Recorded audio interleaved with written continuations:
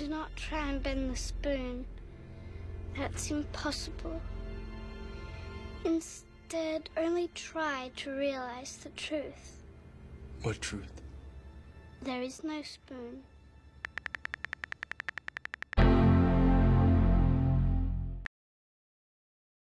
Greetings, fellow Earthlings. Welcome back.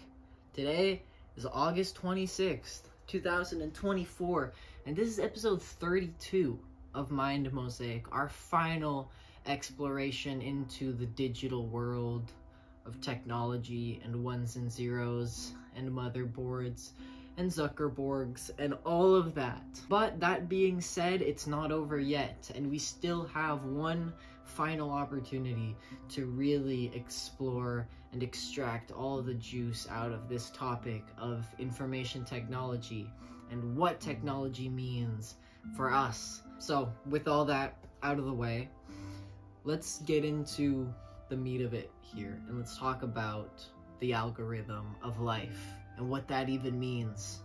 So I'm sure we're all familiar with the algorithm, as in the content curating algorithms that social media platforms use in order to create a stream of content that is geared towards your interests, or at the very least what the algorithm perceives to be your interests. So basically how it works is that when you're scrolling on your phone on Instagram or TikTok or whatever, every single millisecond of time that you spend on each video is recorded and factored into a complex equation that also factors in things like engagement metrics like likes and comments, among many other things like other content that you like and engage with.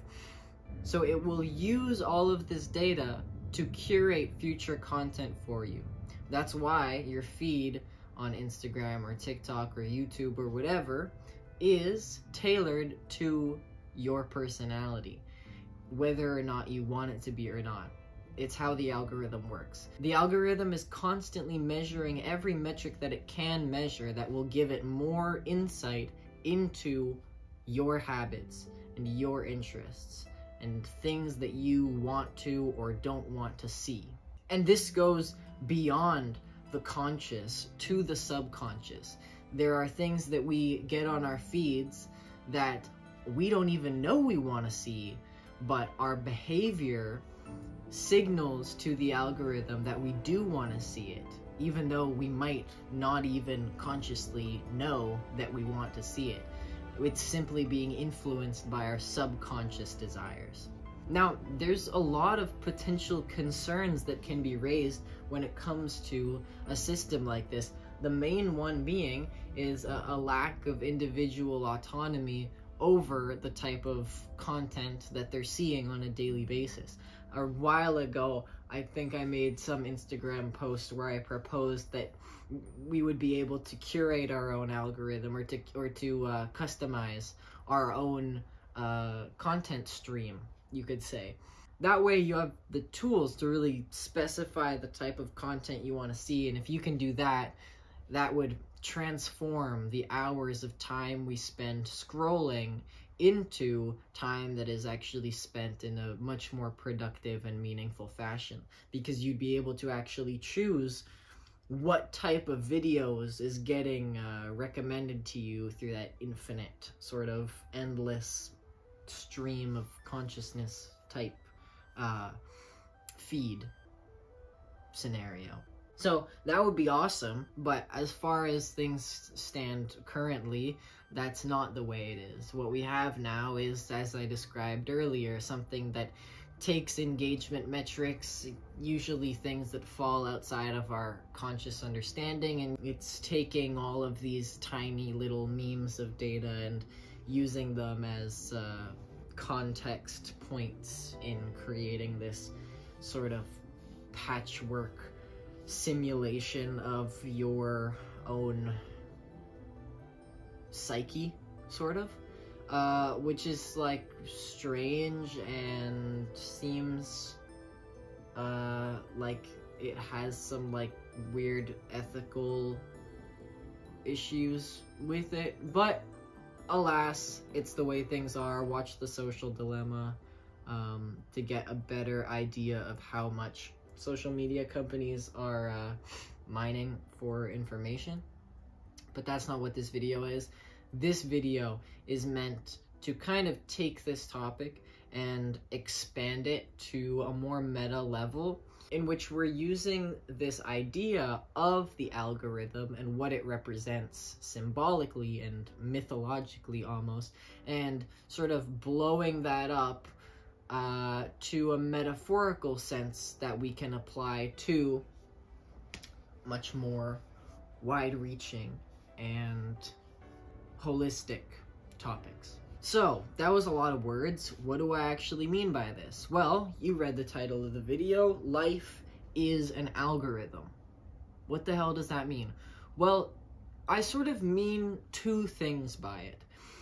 One of them is tied to what a lot of people would call manifestation or the law of attraction. There's many different words for it. Some people just call it getting it done. And then the other side of that being meant in more of a literal sense, as in life kind of really being an algorithm, sort of almost like the Matrix, but less totalitarian and horrific dystopian body horror stuff. So let's get into the more sort of digestible aspect of this first, that being this idea of the law of attraction. Now, this is a total buzzword in like today's society, and it carries a lot of connotations, a lot of weight. It's definitely a very charged word. And so I want to really stress that before we get into this, I want you to just forget everything you've ever learned about the law of attraction. Forget it all. Like, make it totally irrelevant. This is a new thing, okay? You're learning a new thing now. I'm just using that word to like contextualize it in your brain so you have some like a reference point. But forget it. Forget what you think you know about this, because what I'm about to tell you will not serve you if you have preconceived notions. Detachment, folks. We're learning it. Detachment. Flow. One thing to the next. Pick it up. Let it go. Pick it up. Let it go. Let it go. Pick it up. Whatever. Everything goes. Everything flows. Let it flow. Let it go. Go with the flow. When you scroll on your phone and you like something, what does that tell the algorithm? It tells the algorithm that you like it. It's not rocket science.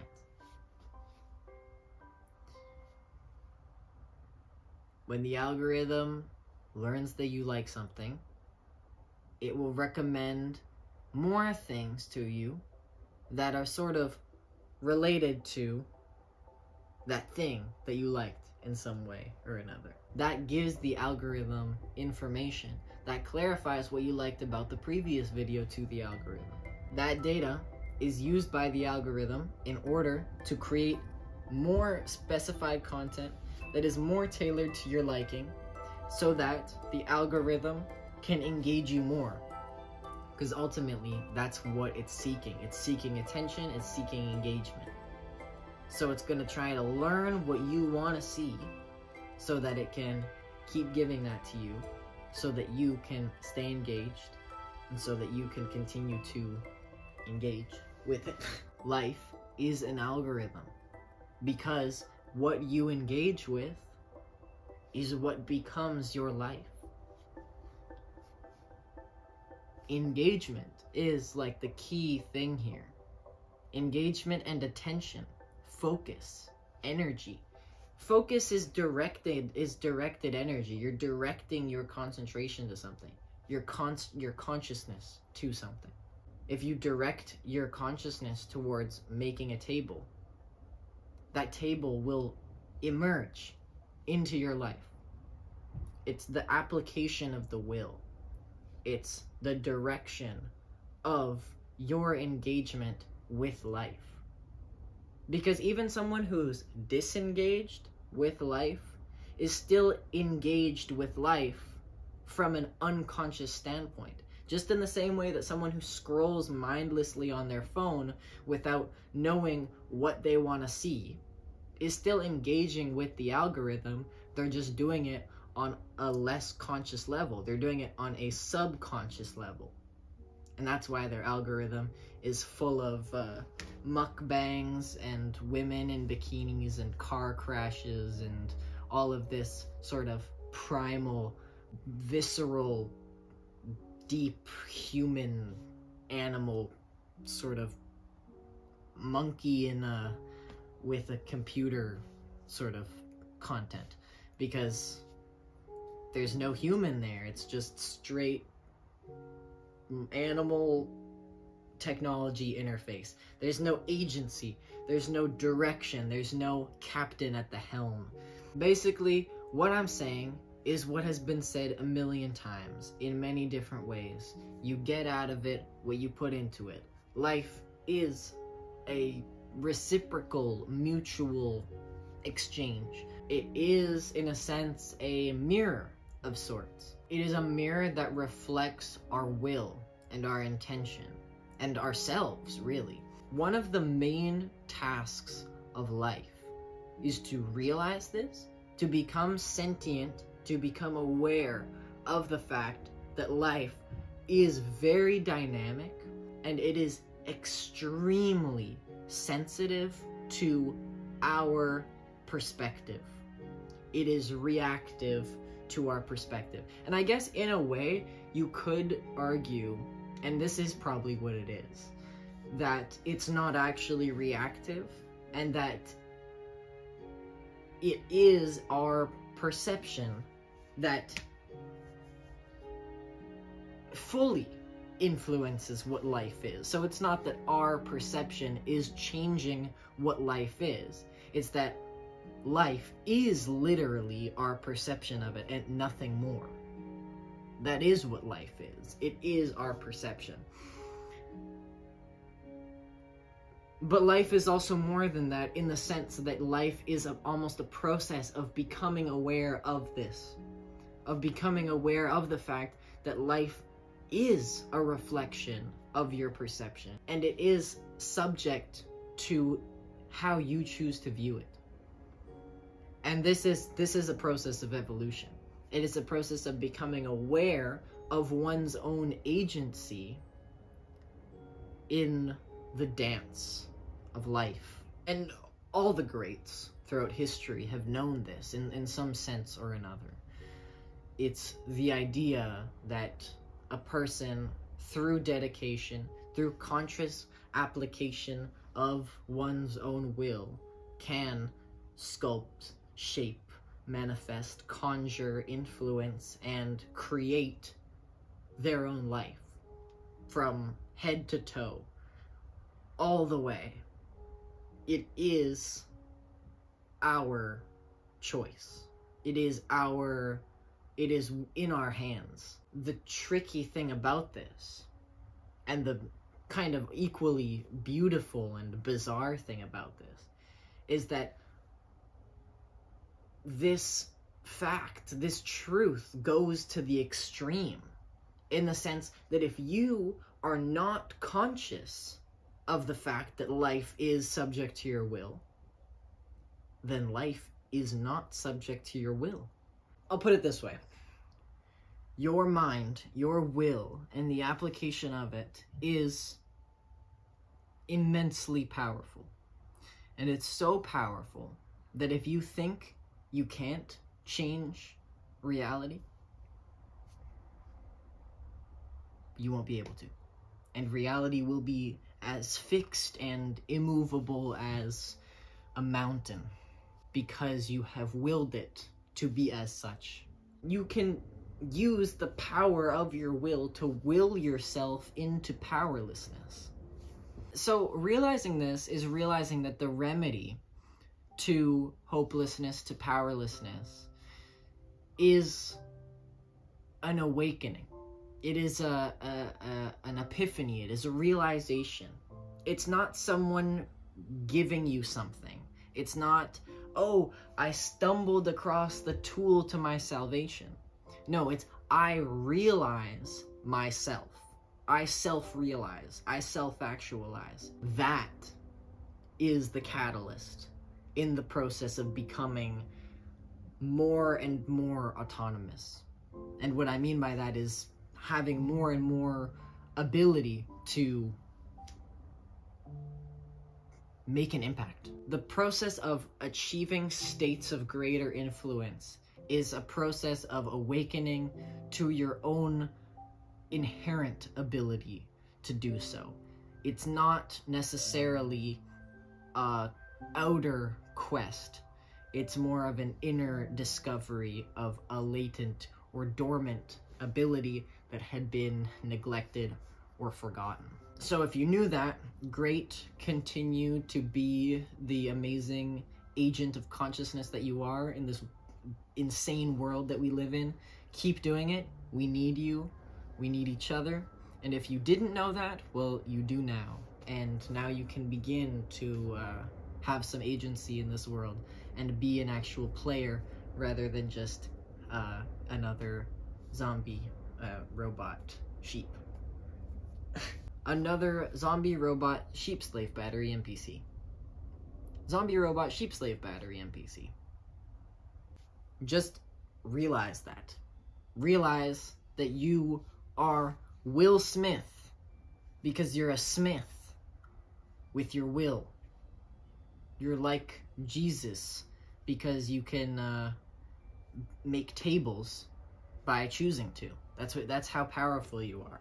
The law of attraction and the idea of manifestation is like talked about so much in all these new age spiritual circles, and it makes sense, but at the same time it's like so obviously the same thing that all of like the sort of entrepreneur CEO grind set dudes talk about as well. It's literally the exact same thing. Like the delusional manifestation girlies and the tech bro CEO grind set dudes are literally on the exact same thing. Like they're preaching the same wisdom. But like, yeah, basically what I'm saying is that like everyone's kind of talking about the same thing.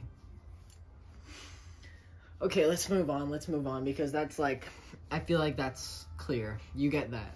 And if you don't get it, we will talk about it more in future videos, so like don't trip about it. Okay, moving on to kind of the real meat of this. And it's gonna get pretty philosophical here and pretty out there, but that's how we roll here. And I think that this side of the conversation is like completely essential to what we're talking about here. And that is the idea that life itself is an algorithm. Like, not just that it behaves like an algorithm, but that it literally is an algorithm. A program, a genome, a formula, a recipe.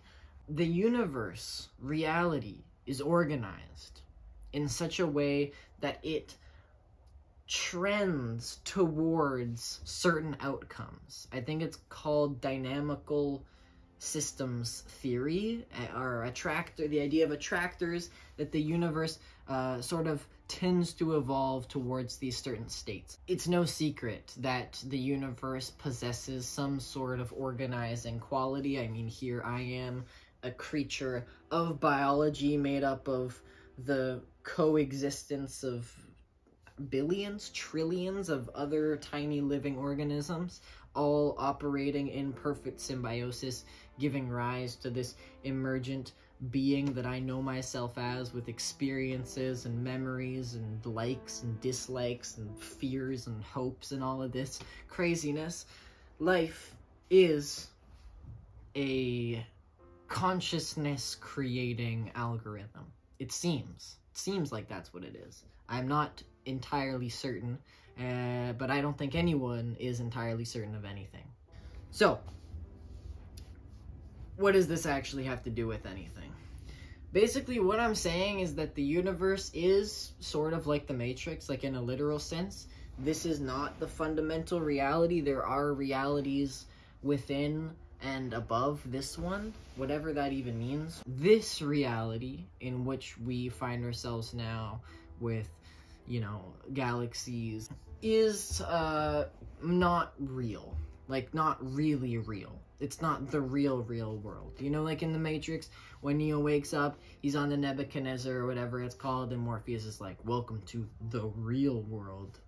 It's like that, you know? Because it's like he thought he was in the real world his whole life, but he's not. It's kind of becoming more and more clear as science advances that we're living in a simulation of some sorts. Quantum physics is so weird.